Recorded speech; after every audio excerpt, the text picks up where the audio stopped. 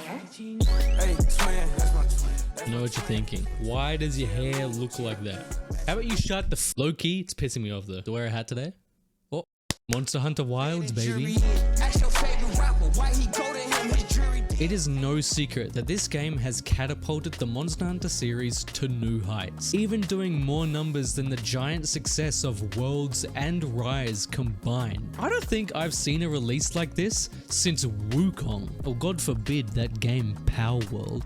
What in the fuck? However, this seems to be another release that is plagued by just blatantly poor performance.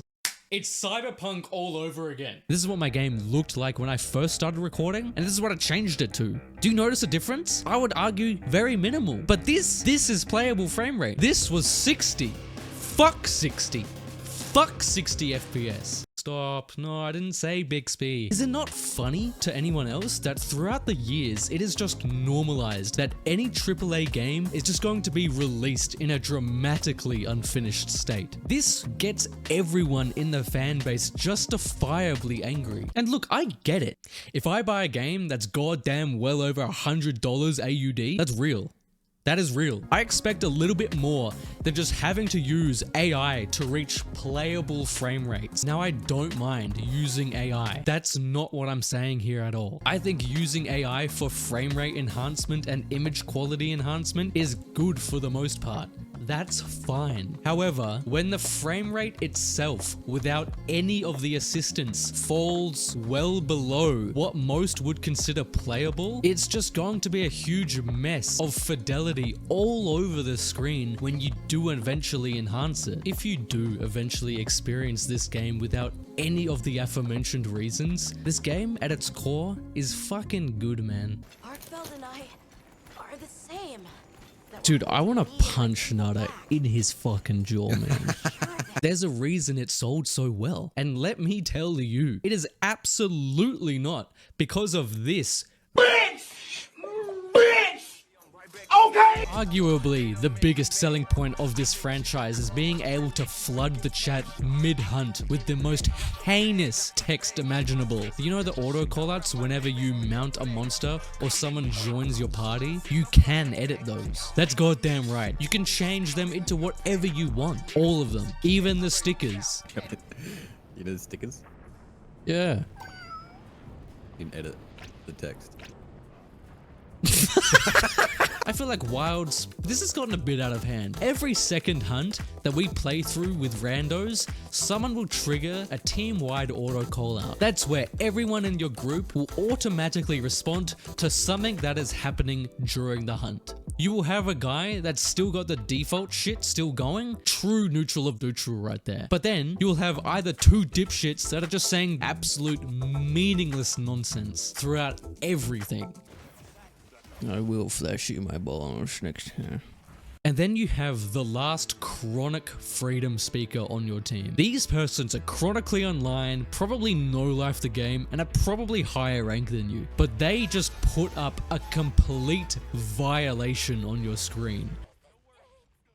What in the fuck am I looking at? This shouldn't be happening. Helping you through the new journey into the Forbidden Lands is a brand new handler. My name is Alma. She gets a name. This time, it's not just the handler. No.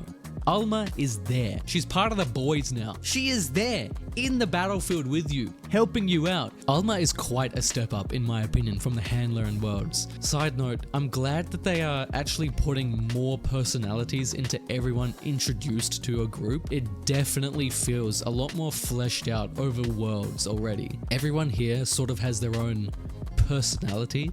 And they feel like a person who has history within the guild. Granted, it was years ago that I played this, but Worlds felt robotic. Not many people had names. You're just going off dialogue mainly. There's a huge step up in production value as well. Nearly everyone, apart from like mini side characters, actually have fully fleshed out voice lines, which is a nice change actually, a very nice change. I do think comparing this game to the obvious precursor Worlds, and furthermore the Iceborne expansion, is a complete waste of time. With Wilds actually already having most of the fundamentals of combat and movement down to a fucking tea. It is actually interesting to think as to what they might add to more upcoming title updates. It's pretty much agreed that if the base game of any Monster Hunter looks like this, the major title update like Iceborne will only add to those fundamentals. For people just getting into a Monster Hunter series, Wilds is not complete yet. Now hear me out. Hear me out. I realize I just complained about every AAA game releasing in an unfinished state, but here I'm more so talking about the vast amount of upcoming content we can expect from a new Monster Hunter title. I've already seen that people who are coming into this game completing the shortish, like 15-hour storyline, and then just sitting there in the pre-end game, like, finally, a game well finished.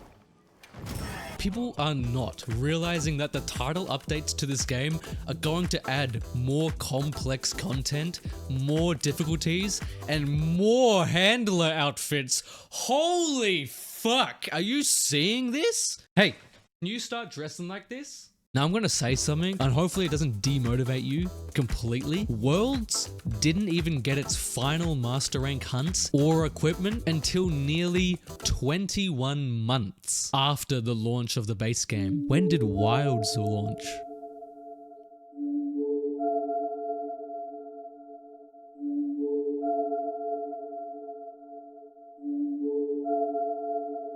Now let me say that again. The base game Worlds released, and it took 21 months until the major title update Iceborne came to fruition. The title update that is highly regarded as the only way to play Worlds right now. Base game Worlds is not even in its league. The end game we have now for Wilds, if you can even call it that, is only to get you and your swagged the fuck out Palico ready for when they do eventually drop this shit. Please prep up, so you don't just get one-tapped into a fainted cutscene. I really do not want to see any Hunter rank level 80s in my arch-tempered Goliath Forbidden Lands eating flying Junkrat mission. I don't think anyone comes to a Monster Hunter game expecting it to have a breakthrough storyline. I can't even for the life of me remember if Worlds had a story, let alone a good one. I think me and my friend group got so bored at one point playing through Wilds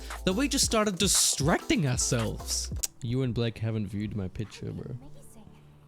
Who the fuck took that? It's me.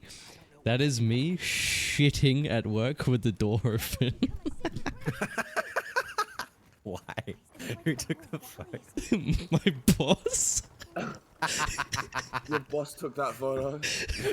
That's your only shit. With the newest Monster Hunter edition comes a surprisingly intriguing story where we actually have a set group, a backstory, people in need, a dumbass fucking bitch that does not shut the a memorable villain that actually has reasons behind why it's doing all the destruction in the Forbidden Lands. And at the end, we are left genuinely on a cliffhanger for an unknown power source that has corrupted so many monsters into the vile creatures we see. Trekking through the Forbidden Lands is seriously breathtaking at times.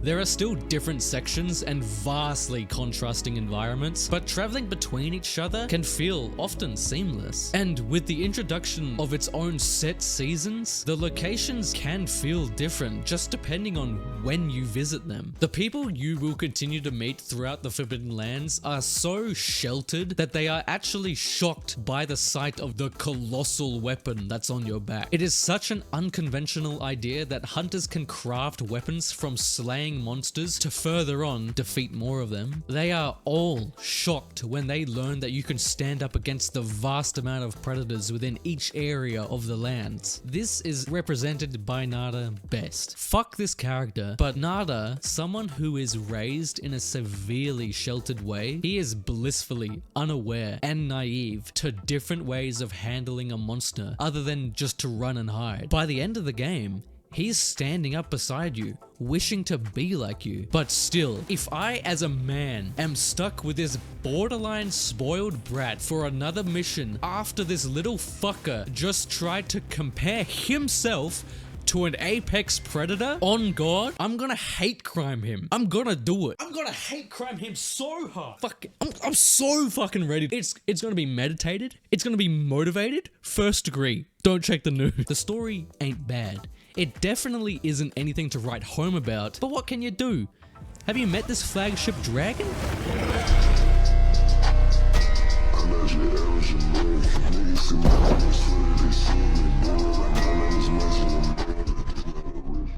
I think the team has always nailed the designs and overall visual appeal of each monster very well, and with this title is no different. Arkveld being surprisingly nimble for its size and design characteristics, it is one of the monster fights that is very hard to forget. Its long build up and reveal of chasing this monster after it goes through nearly every single section of the map and finally facing it, that is peak.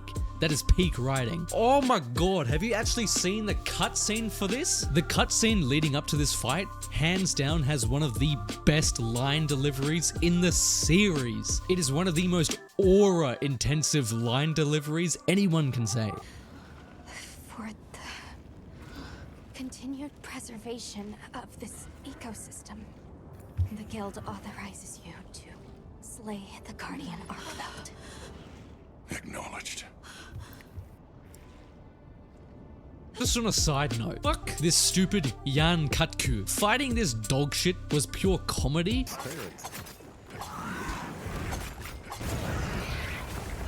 Yo, what the fuck did he just do to himself? But I never want to do it again. Shit better be ready, otherwise I would. It's flashed, cuz.